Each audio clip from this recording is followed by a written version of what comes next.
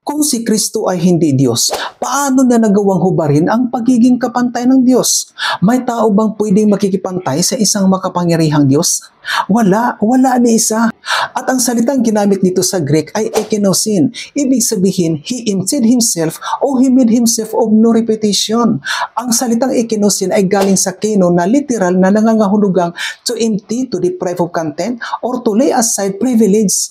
Hindi nito ibig sabihin nawawala ang kanyang pagka-Diyos, kundi isinantabi niya ang kanyang mga karapatan o privilege bilang Diyos upang maging tulad ng tao saan yung alipin. Ang kanyang kakayahang magpakumbaba at isantabi ang kanyang pagiging kapantay ng Diyos ay ang pinakamatibay na patunay na siya ay Diyos. Dahil kung hindi siya Diyos, bakit na isulat sa Biblia na kusang hinubad ni Kristo ang pagiging kapantay ng Diyos? May tao bang pwedeng makikipantay sa isang all-knowing and all-powerful God? Ikaw, ano sa tingin mo?